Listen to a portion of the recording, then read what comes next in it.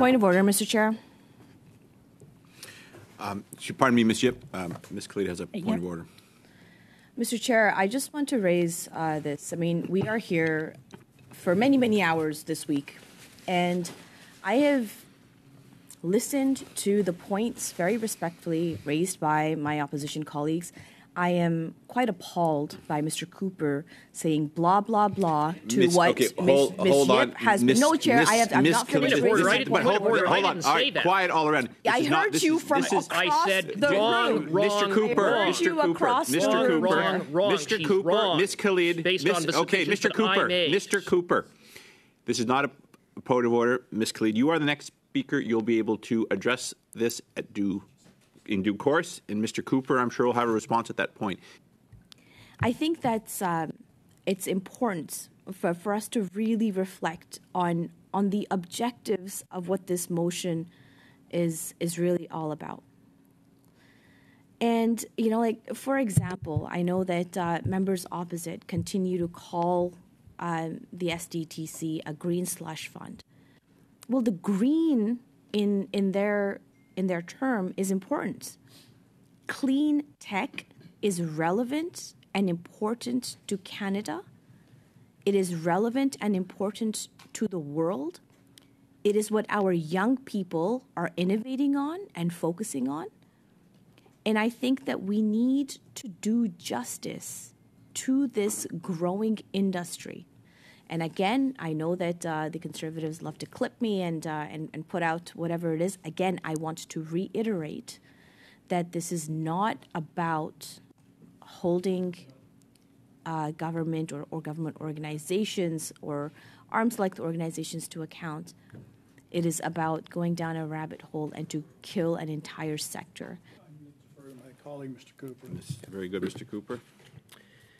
Well, thank you very much, Mr. Chair, and with the greatest respect to my colleague, Ms. Khalid, opposite, who repeatedly referenced going down rabbit holes. The only member going down rabbit holes is Ms. Khalid, because for,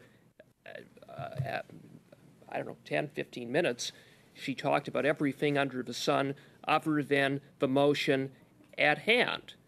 I think she even went so far as to say that she disagreed with the findings of the Auditor General with respect to the misuse of taxpayer dollars. $390 million that went out the door improperly, including $330 million that were funneled directly into companies in which SDTC board members have contribution agreements with. Ms. Khalid complains that the green tech sector is being impacted as a result of the freezing of funds. Well, those funds were frozen because of liberal corruption. So she should respectfully look at the record of her government, because it is her government and her government's corruption that is directly led to the freezing of funds once the minister got caught turning a blind eye to all of the corruption that was taking place at SDTC. And the arrogance and the utter disrespect for Canadian taxpayers to say, in the face of 186 conflicts of interest, in the face of $400 million that went improperly out the door, but somehow it's too much to ask for some basic transparency on the part of the minister, who said that he was going to see during this transition that there would be enhanced oversight and monitoring. What is that enhanced oversight and monitoring? The minister hasn't said. We don't know. We need to find out. Is there, in fact, enhanced oversight and monitoring, or are those just words from the minister that haven't been followed through in the way of action? Is it too much to ask when the minister says that his department is resuming funding that funding would be resumed through so-called reinforced contribution agreements, to see exactly what those contribution agreements look like. You know, the minister issues this release on June 4th saying, I'm taking action.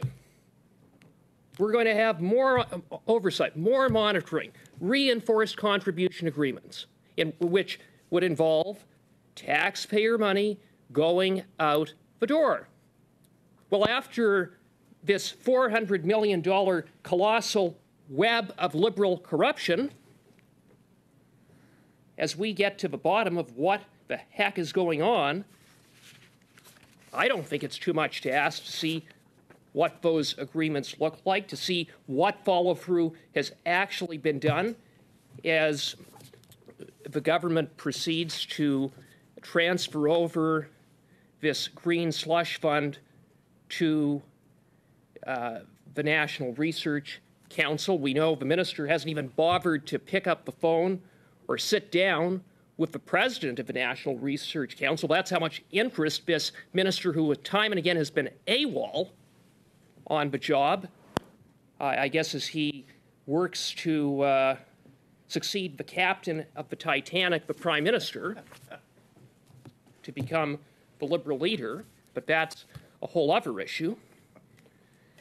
And so in face of all that, Ms. Khalid says this motion is about killing the green tech sector. It has nothing to do with that. It has to do with providing accountability and transparency that has been completely lacking, notwithstanding the minister saying, I'm taking action on June 4th. Well, what action has the minister taken? We need to find out. And I'm taking action on behalf of the committee. This meeting is adjourned for resources reasons. Thank you.